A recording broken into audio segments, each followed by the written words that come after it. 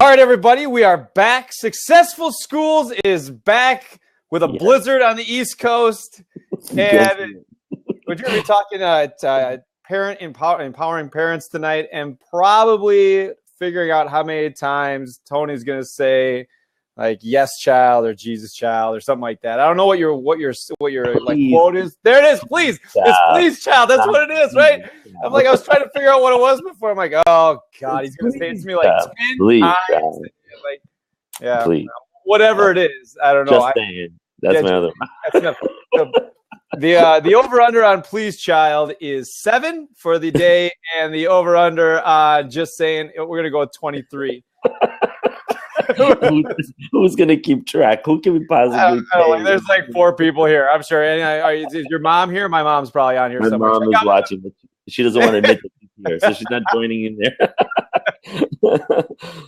That's good. Jessica, yes, I'm not tired. I shoveled a lot, but I'm not tired. It's all good. It's not true. He had a service take care of it. Don't even begin to think that he actually was outside shoveling snow. I shoveled out 2 cars and a driveway. And I did a lot of shoveling. Thank you. You guys have snow? Oh, jeez. You have snow like twice a year. All of a sudden, you get it all at one time, and it's just I understand it. I understand it. Yeah, and I totally agree. Like anybody that's in Wisconsin or anywhere in the Midwest and says, "Well, you only get it a couple times a year or whatever." 2 feet of snow is crazy town. That's nuts. We don't get that. That does not happen here. The issue is this: you have nowhere to put the snow when you shovel it, so you're creating these like massive mounds of rocks, basically, because now it's getting cold. It's not fun, not good. But I will say this: it was a beautiful day today. So being outside and shoveling, I got some exercise because I don't do that often. So. No, you don't. You do not. That's not something that either of us do. We're just kind of we're actually just waiting for like the pill. You know what I mean? Like, when does the exercise pill come out? Like, I'll be the test. Like, we'll be on the test route. Where's the pilot for that, man? We are in. I want a piece of that. Here's the first one. Please, child. You weigh like 3 pounds soaking wet. So you don't even need to be. I need like multiple pills. I need the pill. Whatever. Like, I need someone to sew my mouth shut so I can't even try to eat or talk. I'd vote for number 2 all day. I mean, that's good. That's good. How you doing, man? Things are good. Yeah, everything is good, man. It's definitely been a good couple of weeks at school. After the break, I think everyone came back rejuvenated, ready to go. The cold weather has been a little tough, but that's okay. It's all good stuff. How about you guys? What's going on in Fall Creek? All is good, man. I was at the state superintendent conference this week. All the superintendents and school boards get together in Milwaukee and hang out there. And just I did sessions on the conference was Wednesday. What was it? Wednesday, Thursday, Friday. So I did sessions on Wednesday, Thursday, and then one on Friday. Actually, all of them. So life was good. But it was fun because I think there's this. And I was talking to superintendents about trying to get them connected and get them either on Twitter or on Voxer or utilizing Flipboard or RSS feeds and things, just so they can have some.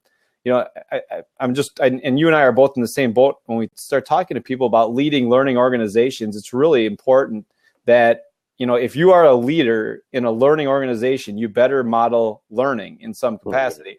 So having that conversation, but at the other side of that conversation, Tony, and I think we've talked about this a lot, is that there's that whole notion, a portion that of, I don't know if a portion, but it's like there's that perception, honestly, that, utilizing some of these tools is like, well, that's what these kids do, or that's like the cool kids table, or that's what, we don't need Twitter, or Twitter's dumb or whatever. Right.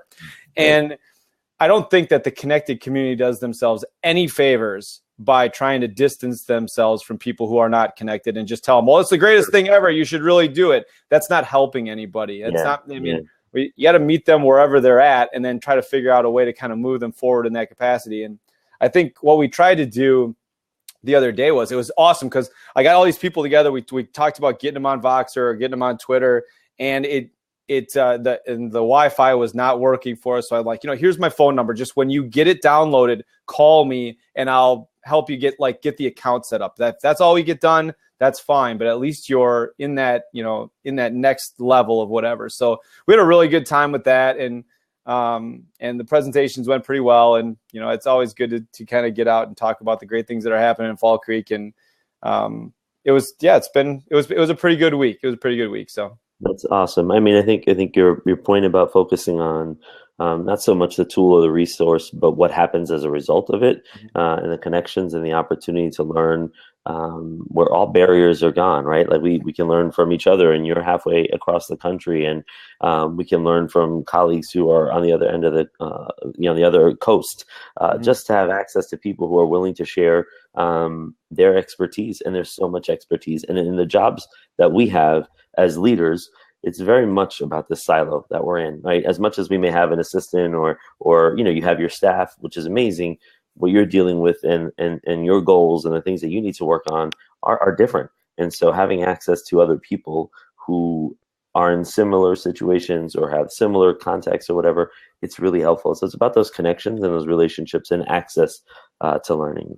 I totally agree with you on that point. Yeah, and at some point, I'm going to learn something from you. And we've been hanging out for 3 years now, and it's like the law of averages says that you're going to say something that inspires me to do something. So I'm really hoping at some point, that it happens. Mm-hmm. Mm-hmm. Come on, I was playing Please Child or just saying nothing. I bet the over, Tony. I bet the over. You lost. Yeah. I told you you needed to, I've told you a lot of things, but you don't listen. So there's really no point. There's no point in trying to talk to you, man. So yeah, it's all good. So at some point, I'll teach you something. Maybe when you grow hair, I can show you how to do it. That's not going to happen. No, it's not. This is what you got, man. This is all you got. I see it. Schmitty in California is telling me to stop texting. I was actually texting Tony to say stop talking. So, I mean, that's really essentially what was happening there, Todd. But thanks for joining us. It's great to see you there. Stop texting. Pay attention. Pay attention because I might say something brilliant and you're going to miss it. Then what? Yeah, then it's gone. Hell freezes over all in one spot. Anyway. So it's called New York during a blizzard, my friend. That's what we got here. Man. All right, my man. We're going to talk about empowering parents today and what we can do to help. Not only just the concept of why it's important. I don't think that there's a lot to refute there, like why we want to make sure that we empower parents to be part of our school community. But let's make sure that whoever's listening now and whoever's listening on the podcast after comes away with some really good, really good tips and tricks to get out of here. So tomorrow, if they have school, if they're not in New York, if they have school, they can start planning some stuff that they can actually get out and do something tomorrow and feel good about making sure that they're empowering parents more than they have to this point, and go from there. So how are things going? When you think about empowerment of parents and how we empower parents in our school, what's the first thing that comes to mind for you? I think ultimately it's giving them a seat at the table, right? Like giving them voice, giving them access to not just come in for a bake sale or a fundraiser or a writing celebration, which are important things, but to have voice, to understand the curriculum, to understand the learning that's unfolding, to understand the daily decisions that we're making, to have a feel for the culture of the building. And I feel like the only way that happens is if we give them access. It doesn't necessarily have to be physical, right? Because we know that some parents can't physically be there during the day or even at night, depending on their situation. So at Canning, the one thing I could tell you is, one example, I can give you is that we have our shared decision-making team, which I've talked about before, and it's comprised of members from each constituent group. And in the case of our team, we have 4 families on it as well, and for parents. And so in this year, it's 4 moms who are there, in addition to 2 kids and 6 or 7 staff members. And the conversations that we have there are pretty awesome because we're not just talking about superficial stuff. We're giving people access to important conversations. Like right now, we're discussing homework. Surprise, surprise. We're discussing homework practices and what we want to see with homework and what it means to families and what it means to kids and what it means to staff. And we wouldn't be able to have conversations that resonate on multiple levels if we didn't give people access. And so, and in my mind, that starts when you make the shift from being a fortress school, which, we talk about when we present, being a fortress school, and then kind of moving to the right where you are not just calling parents when you need them, but you want parents to have input. You want parents to have a say. You want parents to have an understanding so that they can talk to their kids, so they can talk to teachers in an empowered way, that they have information and knowledge. So that's an example I can give you of something we do at Canning. It's pretty concrete, pretty easy, shared decision-making team, put members from every constituent group together in a room and talk about things that matter. So how do you actually start that process? Where did you begin okay, so from its inception of this was really something that we need to how it flows out right now? So in terms of the actual team, put together. So we have a mandate here in New York State. We have to have a compact committee, is what the state calls it. But ultimately, what you're doing is you're sharing decisions on whatever, and it could be culture stuff, it could be process, it could be practice. And so I collaborate with the PTA to have them. They kind of reach out to people. So one PTA executive board member is guaranteed a seat on the team, and then the other 3 seats are kind of open to the general parent population. And then as for the staff members, I reach out to the staff, just throw it out there and say, hey, we have, this many spots. It's a 2-year commitment, because I think some of the work that we do, the trajectory of it can take 2 years to kind of redefine our vision statement, which we did a couple of years ago. Or right now we're talking about homework. I think this is going to be an ongoing conversation. And so that's how that process works. And we agreed to meet on whatever day of the week. This year it's Wednesdays. We meet once a month. We meet for about an hour. If we need to meet more, we do.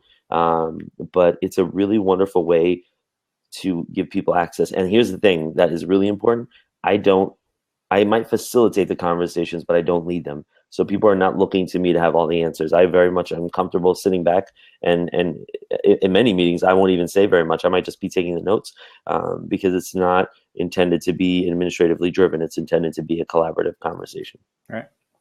Yeah, that's a great point, because if we can get them involved in the conversation, at least I think the fear of getting invested and involved, we do not have a shared decision-making team. And I love the idea of it. The question, and the reason that I asked is, how do you actually get started with that process without having a process that only has the voices of those who you're hearing from anyway?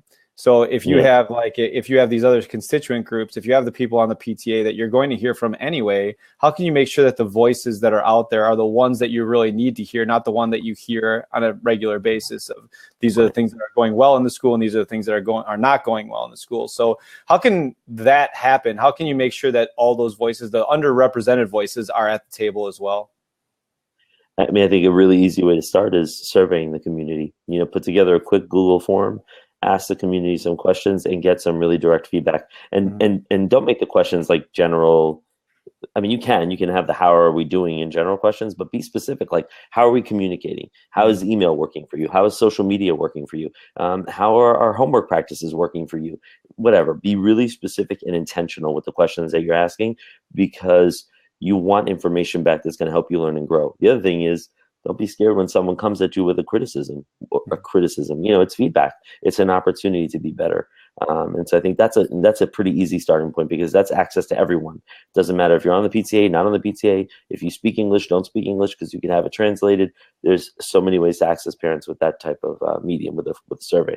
Do you guys do something like that in Fall Creek? Yeah, I was just reading Todd's Google surveys and making sure that those are available to the community as well. And when it came down to like what we do, a lot of times the best example I can kind of share in terms of what we did moving forward was when we renovated the building, where we went to referendum to try to figure out what we were going to do with the building needs that we had. We had significant building needs in our school, and I think that the concern was that we were going to go out and ask for a bunch of money from the public and not really know what we were going to do with that. So we had a substantial process that went into having doing a community survey, and then having a community group meet, and then going through that survey, and then developing a question with the board that would really fit the needs of where we were at from a school perspective, and then moving forward to make sure that what we were going to do was going to fit the need of what the community wanted.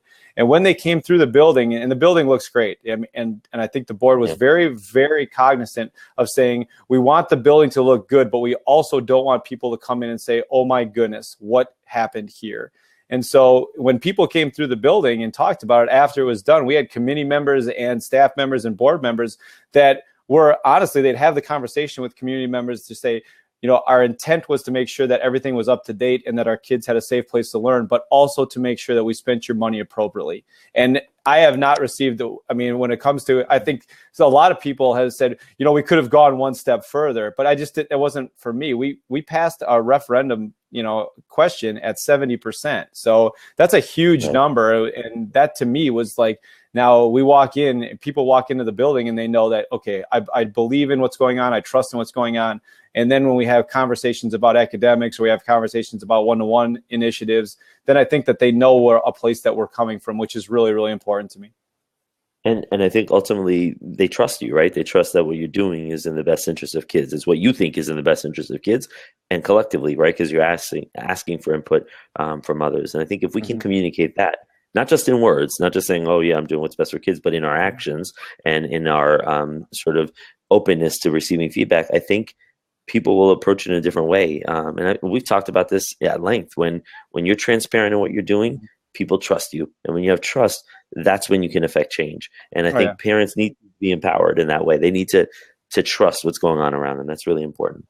Yeah, and it comes down to, for us, and both of us feel very strongly about this, is that when the walls of your school are knocked down and you're willing to have any conversation at any time with any person, then when things go right or wrong, you're going to get a reaction, but you're actually going to have at least a real conversation about it. So if you've developed social capital across the board moving forward, then when something goes nutty, you've had that conversation already, and they know the place that you're coming from is a good place. Right. And I have to say that we talked a little bit, I shared about our shared decision-making team, but that's not the only way to include parents. I mean, any committee that you have in a school, whether you have a curriculum committee, whether you have a safety committee, whether you're interviewing to hire new people, have family voices be a part of that process. Like give them a seat at the table, because their perspectives are critical. I think about when we talk about curriculum, granted, they may not have the context, they may not have gone to school to be a teacher or whatever, but they know what's on the other end of it because their kid is coming home with the curriculum. They're the ones receiving it. They're the ones trying to process it. So giving them a voice in that experience is critical. Building safety. They care really, what do you care more about? That your kid is safe while they're in school. Let them see what the interior of the building looks like. And if they can't be there physically, walk around with your phone, put them on a FaceTime and show them, what the boiler room looks like and what I don't know, whatever. But the point is, give them access. It's not just, we'll make the decisions in here and we'll share them with you, but we'll make the decision. No, we make the decisions together, I think. And you're a great example of that, Joe. And I know that happens a lot in Fall Creek, and definitely something that I think through these conversations that we're having weekly, we hope to see happen more and more across the country. Well, I know, and I hope it happens more in Fall Creek, to be honest. I mean, from my perspective, just like as I oversee the whole thing, I don't know if I do the best. I don't know if I do the best job of having that conversation with the community in general. I know our teachers do a phenomenal job of making sure that parents are not only informed, but have a voice in what they're doing within the context of the classroom. And it's my job, honestly, to support that process as much as I can, and just encourage people. And I think that really the encouragement comes from a superintendent lens, comes when they come and talk to me about something going on. The first question has to be, have you talked to the teacher about that? Have you had your student talk to the teacher about that? And not automatically say, all right, I got this, I'll fix it, don't worry about it, and then move on. It's really more about having the conversation and saying, are the right people at the table to have it, or are we just going to kind of, scoot by this thing? And then the next thing, not only are parents feel like they're empowered just talk to me, and then something happens or not happens, but we have to empower teachers to have that conversation with parents as well. Right. That's right. And not be scared of that conversation, not see it as something threatening, but again, see it as an opportunity. And I think you as a superintendent, making yourself so available to the families in your community and to your staff is an amazing example for other leaders to kind of use as well, to mimic and to see the value in. And I'm fortunate right now. I work for an amazing superintendent who's also really accessible, such as yourself. But I've worked for other superintendents who never come out of their office, who, it's like you're going in, it's like the Wizard of Oz. Like, you don't know who's really behind the curtain. And we can't have that. Like, schools don't function like that, because schools are about kids, and kids come from families. This is their heart and soul. They're sending us their heart and soul. So let's give them access so they feel like they're part of the process. And I could tell you, even if we start on the flip side, when they come in very young, during my studies at Penn, we talked a lot about valuing like sociocultural experiences of kids. Like, where do they come from? Who raised them? Are they living in a type of community where their grandma's right across the street? Is the neighborhood a tight one where kids are playing around? Whatever. Know where your kids are coming from. Know where their families are coming from, so that you give everyone an entry point. And I think that's really important as well. And Joe Mazza talks to us a lot about also, don't forget those face-to-face conversations. Like, be visible, be present, and be engaged. Our families deserve that. Our kids deserve that. Mm-hmm.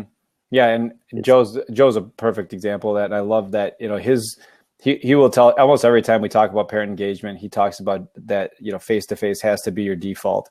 And I couldn't agree more. I couldn't agree more. Be in the spaces where they are, go to where they're at. We have a monthly meeting where I just allow the community comes in, they can ask me questions or have conversations about things that are going on in school, but we don't have it at school.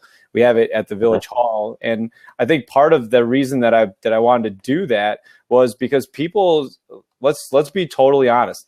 People, not everybody had a great experience in school. So even walking into that school and having to go like to the superintendent's office or to the principal's office is not a really great experience for them. If you do it off site or you have a conversation somewhere else or at a game or whatever, then at least it's not as, I don't think it's as, intimidating at that point. Yeah. And if you're in those spaces, if you're at games and you're at events and that kind of thing, where you just sit and you can talk with people, I think it's much better for them. And you as a leader have to understand that if you go to those events, that you better be ready to have those conversations. You signed up for this. This is something that you did. So if you think you can go to a basketball game as a parent or as a fan, you just can't. That's not, you can't do that. It's just not real. It's just not going to happen. So, be cognizant of that as well. And I think when you're there, whenever you're having those conversations, wherever they are, if you know that everything you've done, every decision you made is in the best interest of kids, then you can have those conversations, even if you don't agree, even if the parent is not seeing it that way, or even if you don't see it the way the family is, presenting it to you. But if you can stand behind what you did because you believe it was best for a kid, then it's okay. And eventually it'll resolve, as long as you're honest, as long as you're consistent, in what you're talking about. Those things are really, really very important. Families need to know that, all right, I heard that message before. Her message is consistent. That's what she's saying to every family member. Because the flip side is, and you touched on it earlier, we don't want people to perceive that only certain families have access, only certain, PTA people have access. Not at all. Everyone has access, and if they want it, and on whatever level they want. And I think that's really important as well when we talk about empowerment, because empowerment starts with access, and every family needs to have that. Yeah. Todd was asking a really great question about, do we give our cell phone numbers out to parents, and what are the pros and cons of doing that? Anybody who wants my cell phone number can have it. I really don't, I don't hide it. At the same time, I don't put it out there, and I guess I never really even thought about it. Like, people get a hold of me almost at any time that they can. They have the remind feature that they can get a hold of me, but maybe I just haven't publicized it enough. I really don't have any problem with it. If people want my cell phone, they can have it. So maybe that's something I can get out there. It's interesting. Felix, my partner, is a principal as well of an elementary school. He does give all his parents his cell phone number. I think it's in his email signature or whatever. But I haven't done that. Not because, I don't know, I just feel like at some point I don't want to be accessible 24/7. Is that wrong? I don't know. And I will respond to every email, and I will respond to every tweet, and I will respond to every Vox, and I get a bunch of those things. But I guess my cell phone, I always viewed it as something personal. But you're right. If someone asks me for it, I don't say no. So I think it was just more of a practice that had kind of stayed, not a philosophical position like that they can't have my cell phone number. I've just never given it out. But I think that's a good question, a good discussion point, and something that educators should think about. Yeah. Yeah, I don't know. I think when it comes down to like who I wouldn't call back right away, I think it's actually news outlets that I try to take a little time on just to make sure that I have the story right before I call them. But other than that, everybody should get a call back right away. And we really pride ourselves on making sure that everybody hears from us. If they call us, that they get a call back within 24 hours of making contact with us. And honestly, vast majority of the time, it doesn't take us that long. So only if we're out of the office, but yeah, that's not something that I've done at this point. And I honestly, I don't have an answer for why I wouldn't do it. I think the other piece is, Joe, I think maybe why it doesn't even occur to me, as well as I feel like, and something we've talked about also, we spend so much time making positive phone calls and making positive outreaches, like this great thing happened and check out your kid there, that when you call a parent to discuss something important, the trust is already there. And so that's also something important to recognize, whether you're recognizing the positive behavior of kids, the success of kids or the staff or whatever, when you start the exchanges with families in a positive way, and your first phone call is not that, oh, Johnny did this at recess or whatever, but it's, oh my gosh, Johnny, he got 100 on his math test and he helped someone clean up their mess in the lunchroom or whatever. Yeah. When you can make that phone call from a positive place, you've totally switched the relationship, and you've switched the perception, because a lot of our families, you're right, when you get a phone call from the principal or you get invited into the principal's office, the first thing they say is, oh gosh, I've never gotten a phone call from the principal. Oh gosh, I've never been, it's a really negative, perception. So that's a great way to flip it. I think doing those positive outreaches are a game changer. And let's be completely honest, it is also a great opportunity for you to feel pretty good. And with no joke, like if you start or end your Friday or Monday or whatever with 3 or 5 positive, just start with 3. Just start with 3 positive phone calls to kids, parents, just to say, hey, I saw Tony doing this and it was really cool. I just wanted to check in. It honestly takes you, they want to get off the phone. I mean, they'll hear it right away, but they want to get off the phone too. So it'll take you less than 5 minutes to make 3 calls, and you will feel fantastic. And so if you're going to do anything, anybody that's listening here that doesn't make positive phone calls, honestly, try 3 every week and you will feel, and it does, the other thing that it does, Tony, honestly, is it shows people that you're out, that you're told that you're out because you've seen these things, right? And when you see them and you can comment on them, or you can talk about the conversation that you had with a high school kid or an elementary kid or like a middle school kid, now you've got something that's real. And that's when parents really know that you're not just a guy sitting in an office moving papers from one side of the desk to the other. Because I think Peter DeWitt wrote about this. It's not just enough to be visible. We also need to be engaged, right? And that's where that switch happens. So we can see our kids all day, whether we're in the classroom or recess or lunch. But when we engage with them, when we watch them closely, when we have those conversations, that's a game changer. And that not only changes the relationship with the kid, but the kid goes home and talks about that, changes the relationship with our families. And that's empowerment. Positivity is empowerment, right? It doesn't put anyone on the defensive, doesn't push anyone to react. It makes everyone feel like they have an entry point. And when everyone has an entry point, then they feel like they have, a voice and they can contribute. I think that's really important as well. Yeah. Oh, definitely. Without question. So very cool. What else as we start trying to transition out of this things for people? Cause I know I'm sure they're watching the football game, or no, it's getting ready for a snow day or something like that. You're not watching a football game. Our football teams are out. So we've got nothing. This is my football team was never in. So don't worry. I can't even relate. I think if we have one go-to tip that I can contribute here, give parents a seat at the table. When you have committees, when you have teams, when you have organizations, when you have processes, give family members a seat at the table. And if they can't be there physically, but they want to participate, set up a computer, give them a Google Hangout so they can be there virtually. So just open up the conversation to not be limited just to staff, include families as well. And I would tell people, if you're going to meet, if you want to really get a conversation started, go to them. Don't make them come to you. Go to them. If that means it's the village hall, if that means it's a coffee shop, if that means it's whatever, wherever you can go, just church, wherever, it doesn't matter. Just make sure you go to them. So that gives them an opportunity to have that conversation offsite, so they don't feel like they're obligated to come to your office and on your turf almost, Yeah. Agreed. So those 2 things and positive phone calls. I mean, come on. Or, that's a huge deal. And Jessica in there talking about welcome selfies or something. Positive selfies. That's a great idea. That's fantastic. Yeah. So taking a selfie, send it to a kid, you send it to a parent, and making sure that they understand that, you're in there and you're there for them. And that's a really cool deal. So awesome. Very cool stuff. Work, people. Thank you for sharing, everyone. We're gonna get out of here, but there's a couple things that we want to make sure that people understood if they are listening or they're catching a podcast, that if you want to go to successfulschools.net, you can subscribe to our mailing list. You can also pick up the podcast on iTunes, Successful Schools podcast on iTunes. It'll also be on Stitcher this week as well. So if you're around and you want to subscribe to those things, please do, and make sure that you leave a comment or something, or rate it, or do whatever it takes to kind of keep this thing rolling. And we'll try to keep coming back. Also, if you have suggestions for show topics or anything like that, just let us know. We'll get them on there as quickly as we can. And if you want to join, you want to jump in here in a conversation, get in here. There's an open seat right there. I mean, Joe let me on, so clearly he'll let anyone on. Oh my goodness. It was hard to make sure that happened. But that's all right. So we'd love to get more people involved. So if you're in, you want to comment, you want to jump in, just jump into that seat, and we'll go from there. Not now. Don't. No, Schmidt. If Schmidt jumps in now, we're gonna have a problem. No, So, I don't think Schmidt's the problem. I think for Daisy. I think we got to watch Amy. Michelle might jump up. No. Stay away.